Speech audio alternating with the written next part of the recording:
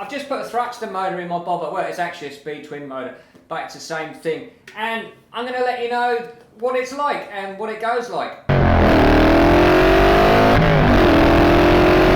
But before that, I'm going to tell you a little bit about where the bobber vlog is and where it's going at the moment. I've just hit 1,000 subscribers, so thanks very much for that. So don't forget to keep liking, subscribing and sharing and comment.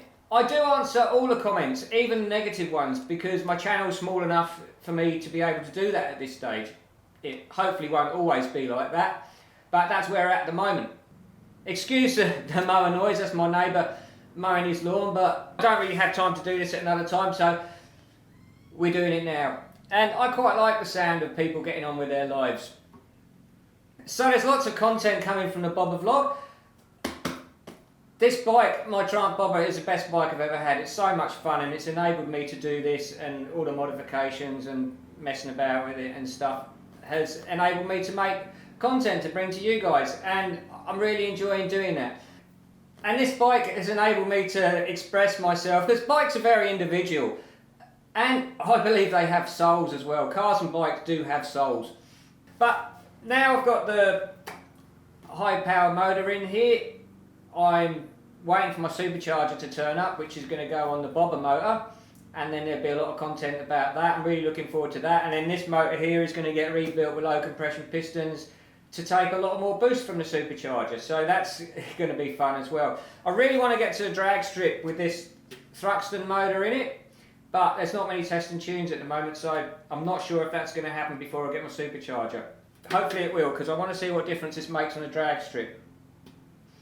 Once the motor's supercharged, I'm then probably going to go down the road of turbocharging the motor, and there's some other little things I've got up my sleeve planned for that as well. So I'm excited about that too. Things are going really well for me at the moment. The YouTube channel's going well, my other sources of income are going well, all because a few years ago I decided to make an investment, and I invested in myself and I learnt the mindsets and skills I need to have a real good go at things and to be able to follow my passions.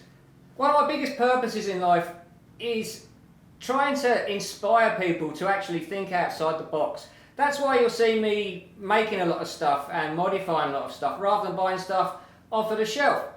I will, however, buy things off the shelf if they're worth it, like a TTS supercharger, for example, which is, at the end of the day, bolt-on performance. So the first video about the supercharger will be what it's like to install as a bolt-on performance part. So I don't have it yet, but that's coming in the very near future, so stay tuned for that. Right, so the motor, it's lost a little bit of torque right low down, because the bobber motor used to pull from 1,000 RPM, it was absolutely awesome down there. But this you need to wind up a little bit more, over 2,000 RPM, but it's got a lot more grunt mid-range and top end. It's definitely got more mid-range and top end grunt. I've still got the rev limiter set to 7,000 on it. I'm going to reflash the ECU and up that to 7,400. That's on another video, probably a tune ECU video. Just go and check that out. So if you haven't seen the other videos of me doing the engine swap, they're all on the channel now. You can go and check them out. So I'm really pleased with the way it goes. I'm really looking forward to, I really want to try and get it on the drag strip and test this out and let you know some numbers and the differences.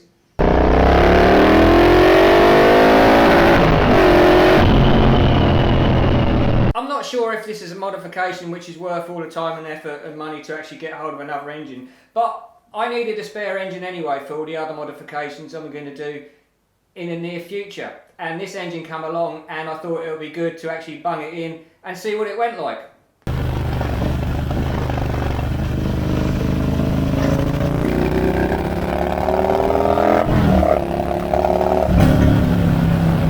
So I bunged it in, and now I know what it goes like. This motor seems to want to be ridden a lot harder. The bobber motor I was quite happy to sit there pootling along with, but this one, it seems to have that little bit of something extra that makes you want to hang on the throttle a lot more. Right, let's give it some.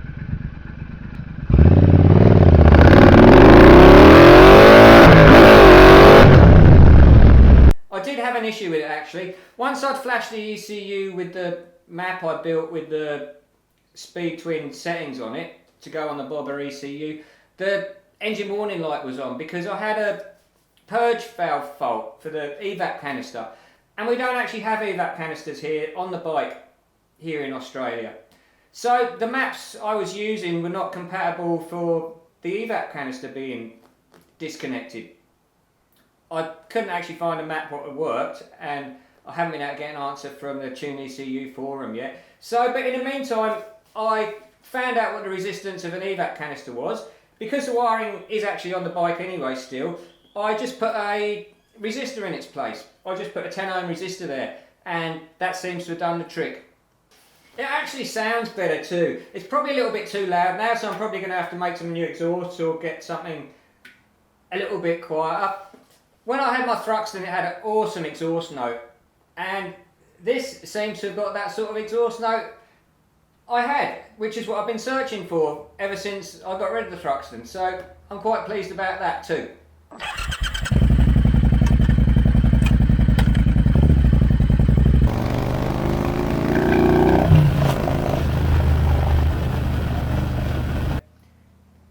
So that's that. Have a great day.